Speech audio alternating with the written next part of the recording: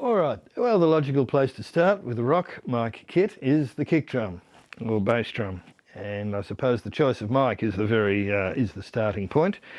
Traditionally, mics have been chosen because they had good low frequency response and they could take a pounding, both in terms of level and being on the stage where things get kicked around. And well, I'm afraid in those days of punk in the late 70s, where drum kits used to get physically kicked over at the end of the set for fun. So they need to be rugged, both in terms of sound handling and the physical nature of the microphone. Vocal mics don't work. They'll do at a pinch, and I have used a 57, but they really are very restricted below 100 hertz, and they just don't have much deep bottom end. The punk new wave days, when you really wanted attack more than anything else, it didn't matter as much. Through the 80s, everything turned more hi-fi.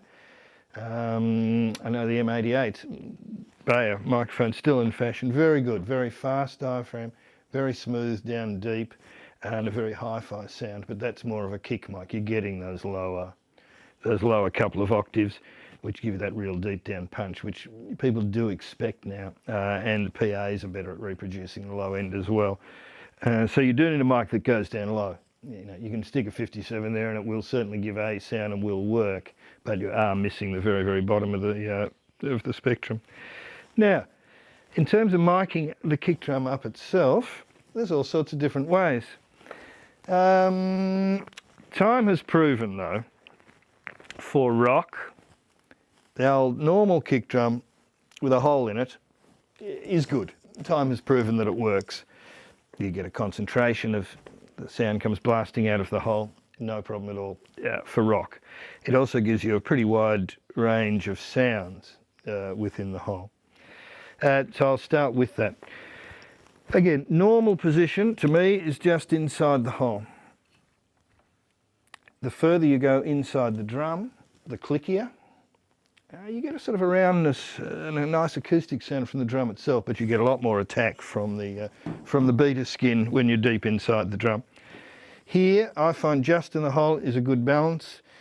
Out here, and that's a balance between the relative clickiness in there and the relative and the woofiness you get when you bring it outside the drum. When you're out here, you get a fluffy, softer, pillowier type of bottom end.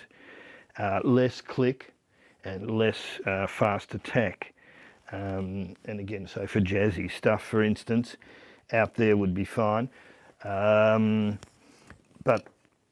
normal rock is deep inside. Now, because you do have this sort of different types of sounds, you've got your big deep fat and then you've got your clicky attack, the two parts of the kick drum.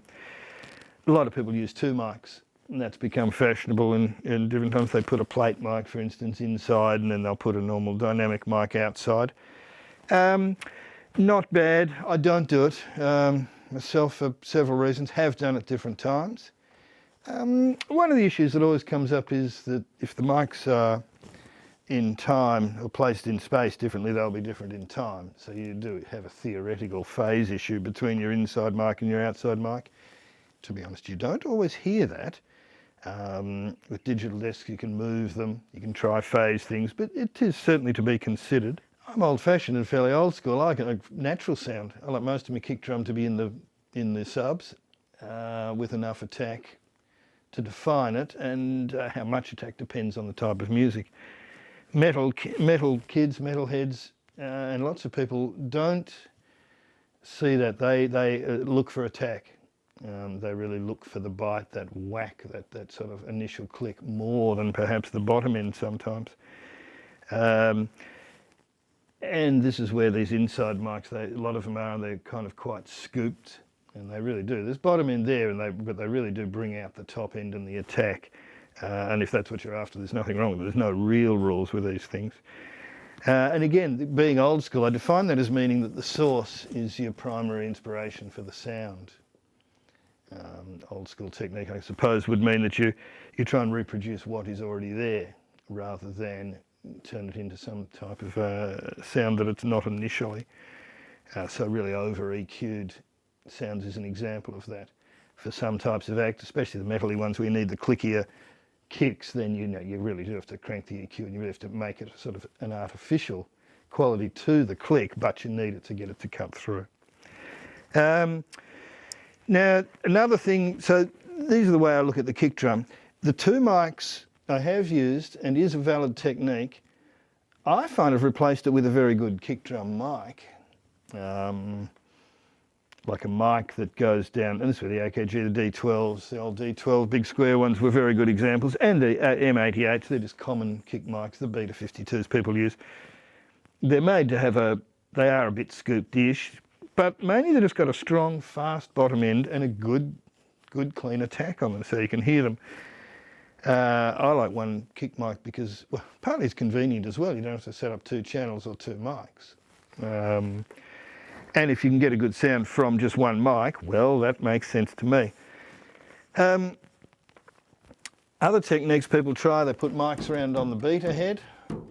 Well, on the Beta skin, again, when I have tried it, I heard other people do it, it seems very noisy. You hear a lot of pedally noise around there. Not sure, specialist stuff only. Some of the weirder old-timey, jazzier people have them round on that one, and I guess it's to emphasise the Beta, but she's pretty noisy around there. Another way is if there's no hole, and this comes up quite a bit, if it's just an enclosed one, and I know sometimes the rock people go, whoa, that's scary. You don't get the punch and the immediate rockness of what you get when it comes straight out of the hole in the skin. But it certainly can work, and this gets back to the drummer quite often. And I should have said earlier on that most of the sound of any drum that you're looking to mic up or amplify comes from the drummer, and the drummer combined with the kit. It's obvious at festivals where people share kits, things like that, every drummer sounds different, every kick drum sounds different. Identical kick drum, channel, mic, everything. It's the player. So, there is an influence as well in that. Players using a solid skin and they're playing it effectively to that sound will sound just as powerful and punchy. Evidence of that is Rob Hurst, a good old mate of mine, the Oils drummer, used to mix the Oils in the early 80s on a few tours. I thought they were the best band in the world at different times in the early 80s. And Rob's drumming is, to this day, phenomenal. When he comes to the Theatre Royal in the Backsliders, enclosed front skin, he wants the mic in the middle about there. And he's quite right. When he hits that kick drum, the signal getting to that mic is terrific. Fat, fast, plenty of attack. But it's an enclosed drum. It's just how he hits it. If I put the microphone there for some of the the sort of a jazzier act or a big bandy act where they're not hitting with anywhere near the power of precision, you're just going to hear half the stage sound between that distance. You'll hear a bit of kick in there.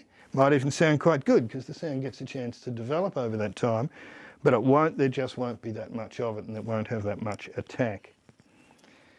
Rock, because rock needs the gain before feedback and the separation, and you need to get above and cut through the noise, everything in rock does need to be fairly close mic'd, even though lots of instruments, including drums, sound better with a bit of distance.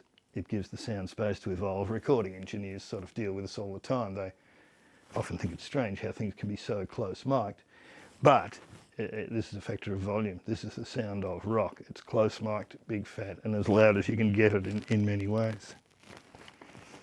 And that's enough of the kick drum for now.